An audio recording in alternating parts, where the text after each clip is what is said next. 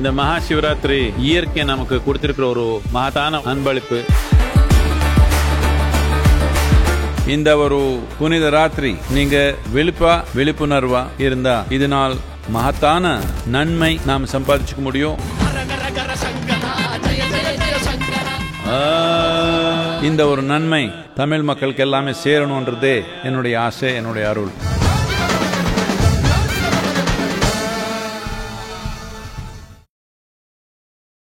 ஆதரநேயர்களுக்கு வணக்கம். நான் உங்கள் பத்மாவதி. இன்னைக்கு ரொம்பவே முக்கியமான ஒரு சப்ஜெக்டோட தான் உங்களை பார்க்க வந்திருக்கேன். என்ன அப்படின்னு பார்த்தீங்கன்னா, காலநிலை மாற்றங்கள். இந்த காலநிலை மாற்றங்கள் எதனால வருது? உலகத்தோட வானிலை மற்றும் சுற்றுப்புற சூழலோட நீண்ட கால பிரச்சனைகள் தான் இந்த பருவநிலை மாற்றம் அப்படின்னு சொல்றாங்க. எதனால இந்த பருவநிலை மாற்றங்கள்லாம் வந்தது அப்படிங்கிற ஒரு கேள்விக்கு இப்ப நான் சொல்ல போற பதில் வந்துட்டு ரொம்பவே வருந்தத்தக்கதா இருக்கு. என்ன அப்படின்னா, இந்த பருவநிலை மாற்றத்துக்கு முக்கிய காரணம் மனித சமுதாயம் தான் அப்படின்னு சொல்றாங்க. இதுல லிஸ்ட் அவுட் பண்ணி நிறைய ரீசன்ஸும் சொல்லியிருக்காங்க. முதல் ரீசன் என்ன அப்படின்னா, ஃபேக்டரிஸ்ல இருந்து வெளியேற நச்சு புகை ஆக்சிஜனை ரொம்பவே அசுத்தப்படுத்துது அப்படின்னு சொல்றாங்க. அடுத்த காரணம், மெட்டல்ஸை நாம எரிக்கிறதுனால அதுல இருந்து வெளியே வர கார்பன் டை ஆக்சைடு, மீத்தேன் வாயு போன்ற கேஸஸும் நம்ம என்விரான்மெண்ட்ல ரொம்பவே மாசுபடுத்துது அப்படின்னு சொல்றாங்க. அடுத்து ரொம்ப மிக முக்கியமான காரணம் என்னன்னா, பசுமை அழிஞ்சிட்டு வந்துட்டு இருக்கு. காரணம் என்னன்னா, காடுகளை கொஞ்சம் கொஞ்சமா மனுஷ இனம் அழிச்சுக்கிட்டே வந்துட்டு இருக்கிறதுனால அங்க இருக்கிற உயிரினங்கள் வாழ்வாதாரத்தை இழந்துட்டு இயற்கையான இருப்பிடங்கள் அதுக்கு இல்லாம போறதுனால அந்த உயிரினங்களும் அழிஞ்சுக்கிட்டே வந்துட்டு இருக்கு. இன்னொரு முக்கியமான காரணம், காடுகளை அழிக்கிறதுனால என்ன ஆகுது அப்படின்னு பாத்தீங்கன்னா, உலகத்தோட வெப்பநிலை அதிகரிச்சுக்கிட்டே வந்துட்டு இருக்கு. உலகத்தோட வெப்பநிலை அதிகரிச்சுக்கிட்டே வரதுனால துருவ பனிப்பாறைகள்லாம் உடையுது.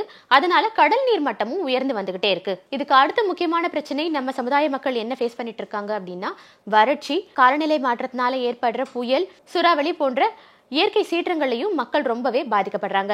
மழைக்காலங்கள்ல ஏற்படுற மாற்றங்கள்னால உணவு உற்பத்தியும் ரொம்பவே பாதிக்கப்படுது. வெப்பநிலை அதிகரிச்சுக்கிட்டே வரதுனால என்ன ஆகுது அப்படின்னா, மனுஷனோட உடம்புக்குள்ள நோய்களும் உருவாக ஆரம்பிக்குது. முக்கியமா நீரிழிவு நோய் வந்துட்டு வெப்பநிலை அதிகரிக்கிறதுனால தான் வருது அப்படின்னு சொல்றாங்க. சரி, பிரச்சனைகள் எல்லாத்தையுமே நம்ம பார்த்தாச்சு. இதுக்கு நிரந்தர தீர்வு தான் என்ன அப்படின்னு நம்ம யோசிக்கும் போது, மக்கள் தங்களோட அன்றாட வாழ்க்கையில ஒரு சில சேஞ்சஸை கொண்டு வந்தாலே போறோம், இந்த பிரச்சனையை படிப்படியா கட்டுப்படுத்த முடியும் அப்படின்னு சொல்றாங்க. முதல்ல என்ன விஷயம் அப்படின்னா, பிளாஸ்டிக் உபயோகிக்கிறத கண்டிப்பா நம்ம முழுமையா நிறுத்தணும் அப்படிங்கிறது தான் முதல் கோரிக்கையா வைக்கப்படுது. ரெண்டாவது கோரிக்கை என்ன அப்படின்னா, நம்மளால எவ்வளவு மரக்கன்றுகளை இந்த உலகம் முழுக்கவும் நட முடியுமோ அவ்வளோ மரக்கன்றுகளை நடணும் அப்படின்னு சொல்றாங்க. இந்த மரக்கன்றுகளை நடுறது மூலியமா என்ன நடக்கும் அப்படின்னு பாத்தீங்கன்னா, காற்று அசுத்தப்படுறது, அதாவது இந்த கார்பன் டை ஆக்சைடு வந்துட்டு படிப்படியா கம்மியாகவும் ஆரம்பிச்சிடும். வாகனங்கள் ஓட்டுறதையும் கொஞ்சம் நாம குறைச்சிக்கணும், டிராவல் பண்ணி போறதையும் நாம கொஞ்சம் குறைக்கணும் அப்படின்னு சொல்றாங்க.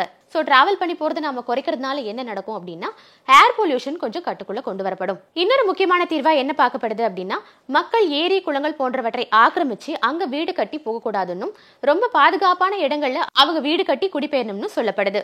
உங்களுக்கு இந்த மாதிரி காலநிலை மாற்றங்கள்ல என்னென்ன சேஞ்சஸ் எல்லாம் கொண்டு வந்தா நல்லா இருக்கும்னு நீங்க ஃபீல் பண்றீங்களோ கண்டிப்பா மறக்காம கீழே கமெண்ட் செக்ஷன்ல சொல்லிடுங்க. இதே மாதிரி இன்னொரு முக்கியமான தகவல்களோட உங்களை சந்திக்கிறேன். அதுவரை உங்களிடமிருந்து விடைபெறுவது பத்மாவதி.